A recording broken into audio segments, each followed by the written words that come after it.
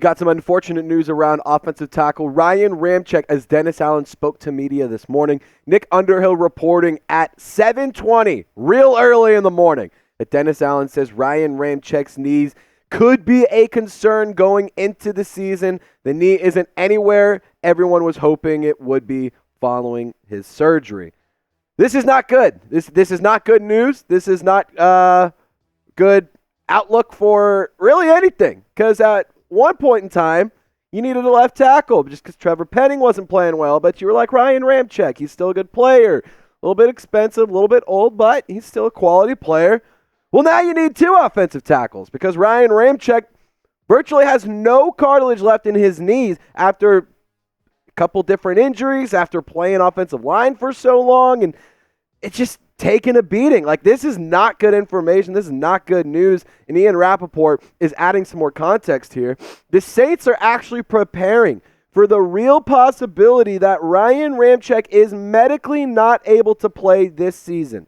Coach Dennis Allen alluded to Ramczyk's knee not responding as they hoped, and it's unclear whether or unclear when or if it will. A true question mark. Now, I do not know if Ryan Ramczyk will retire. But I totally agree with Rap Sheet here. That's a very real possibility. At the end of the day, some things are bigger than football. Some things are bigger than suiting it up on Sundays, go playing for a bunch of rowdy Cajuns. But this isn't good news if you're the New Orleans Saints. This is not a ideal situation to be in, needing two starting tackles in one offseason, even after the first wave of free agency. Not really a good looks here, but really quick reminder to subscribe for more Saints news and updates. We're trying to keep you guys in the loop and in the know around all things black and gold. So be sure to lock us in, subscribe, and turn on those notifications. That way you never miss a thing and join our family. But let's keep it moving here with the offensive line and how they shook out last year. So right now, this is your starting offensive line. Like, assuming Ryan Ramczyk is healthy, assume Ryan Ramczyk doesn't retire, this is your starting offensive line. It's not great. It's really underwhelming. Trevor Penning, not good. James Hurst, really not that great either. Eric McCoy was fine. I like what he was able to do. Cesar Ruiz, wildly underperformed. And Ryan Ramczyk, good player, but has health concerns. So you can see by this offensive line graphic right here, the Saints need two starting right tackles, not right tackle. They don't need a left tackle. They need both. They need both. That's something that the Saints needed originally, like I said a minute ago, but now you need both because not only are you possibly losing a really, really good offensive lineman, but you still need a left tackle. Like that's something that hasn't changed here.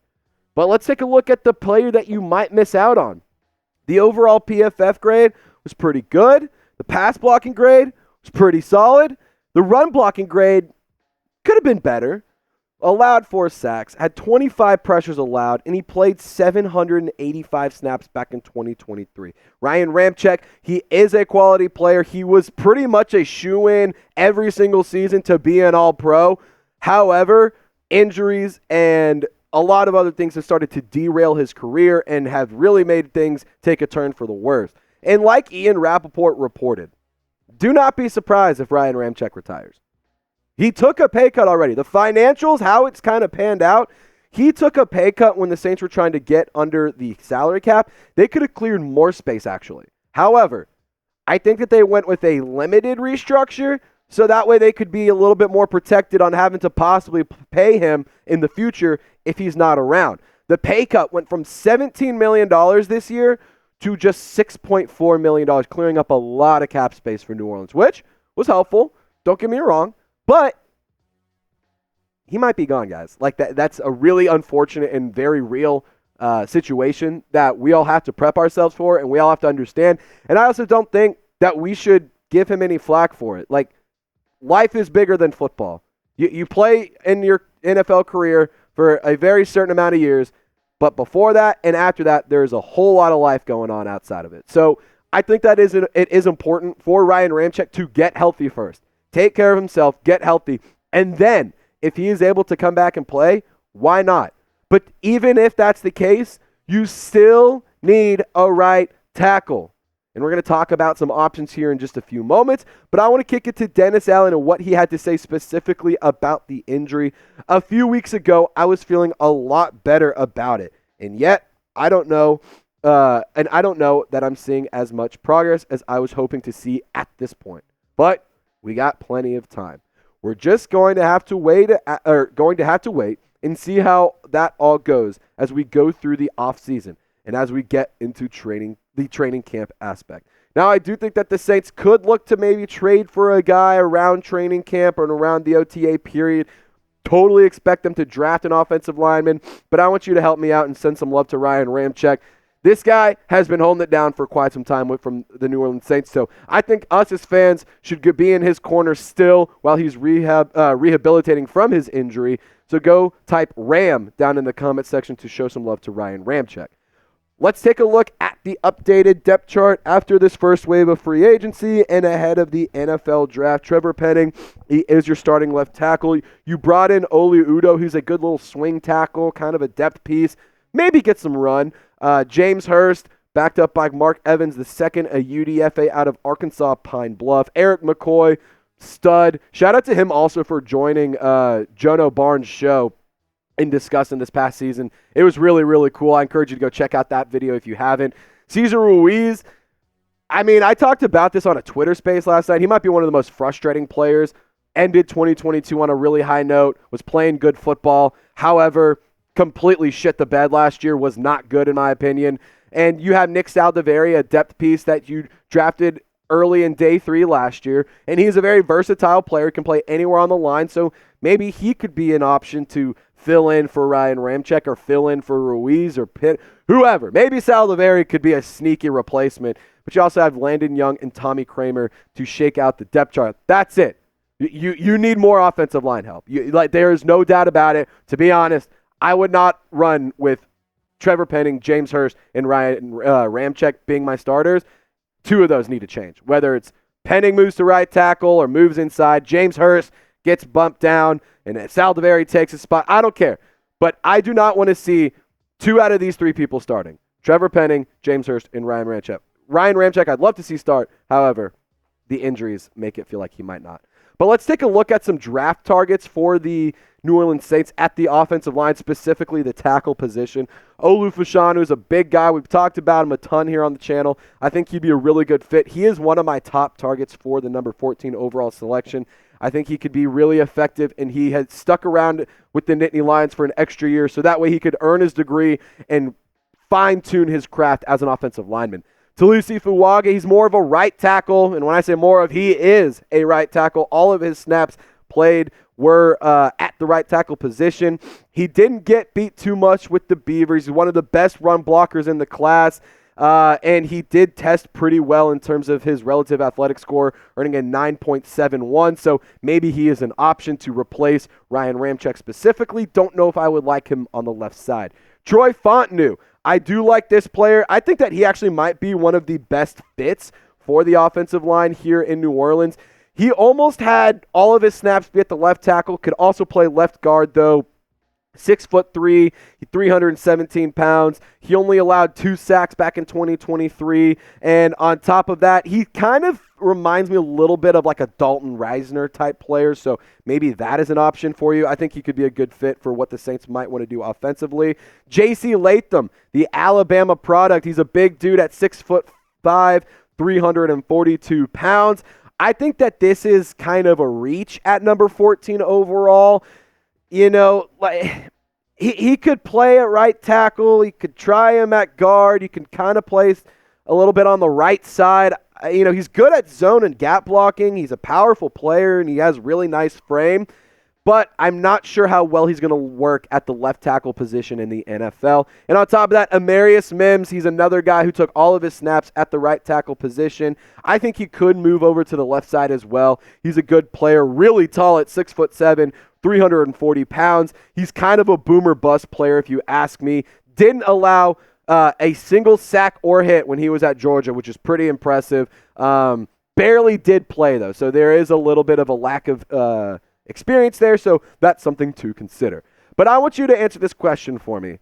You know, before today, Should the Saints draft offensive line in round 1? Felt like it was a shoo-in for maybe. You can make an argument for wide receiver, tight end. If I see a single in for no, I don't know what to tell you. Like, the Saints have no choice but to draft offensive line in round 1. Like, I know it's not a sexy pick. I know it's not a fun pick. It's not the shiny new toy like Brock Bowers or Brian Thomas Jr., but you need offensive line. Like, that just point blank, plain and simple, you need an offensive lineman. So maybe go draft one in round 1. I'm typing my way for yes. Let's kick it to the free agents, though, because there is some guys out there that could bring in some help. David Bakhtiari, he was actually really good with pass blocking last year, according to PFF, earned an 89.9 grade. He only played in 55 snaps, though. That's something I want you to understand. Only 55 snaps. As producer Chip would say, he's a cooked product, not likely to head over to the Jets as they signed Trent Brown, the Cowboys. What's the Cowboys offense? Tyron Smith.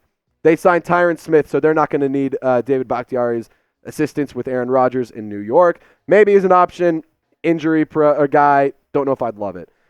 Andrus Peat,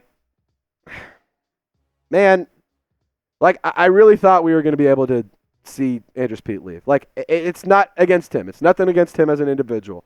It's just I'm tired of the extremely mediocre, like wildly aggressively underperforming offensive line play. Like, it's just so aggressively average. He's not great. He's not terrible. Just like, I don't know. Andrus Peat, there's familiarity. That is a route I see the Saints going. Maybe they bring him back. Wouldn't really jazz me up, but nonetheless, it is a need. Chris Hubbard, he could be a guy that the Saints go and look for. PFF graded him out as a 69. Very nice overall grade. He did allow 4 sacks and 18 total pressures last season for the Titans. Maybe he's an option. Maybe he's going to cause more problems than he'd help you out. But nonetheless, you need offensive line help. So Chris Hubbard, maybe you are a New Orleans Saint. Mekhi Becton, that's actually kind of a exciting name, but the player itself isn't as exciting. He allowed 50 pressures last year, and he allowed 12 sacks. That's not what I want. I'm gonna go ahead and say that. I don't necessarily want that kind of production on my team. I'm not saying that that's all he's capable of doing, but ever since joining the league in 2020, he started off hot, and then the production has taken a dip since then. Jason Peters, the Arkansas legend, former tight end, moved to offensive line. The dude is massive. I can't believe he's still in the league. But here's the thing. He's a really good run blocker, not that great at pass blocking. Maybe you can bring him in to be a tackle. Maybe you throw him in at guard. I don't know. But the point being, you need offensive line help, and you need it desperately. So maybe one of those 5 options are available. And on top of that, we also have a list that I'm going to read just off my laptop in terms of offensive tackles that are available. You can go Cam Fleming, Josh Jones, Donovan Smith, DJ Humphries, Andre Dillard, Cornelius Lucas, Billy Turner, Dwayne Brown, Chuma Adoga, Cam Irving, Jerome Christian, Matt Nelson, Matt Pert, Andrew Traynor, Roderick Johnson. Like, no really appealing names. No top-tier talent. That's the problem that the Saints have, and they have to address it in the draft. I also think that they need to add somebody in the offensive line in free agency. But, guys, we're going to talk about this a lot more in tomorrow's live show, so I encourage you to subscribe and turn on your notifications. That way we can discuss this in further detail, and that way you can be a part of the conversation. But y'all stay golden. Don't forget to subscribe. We'll see you next time.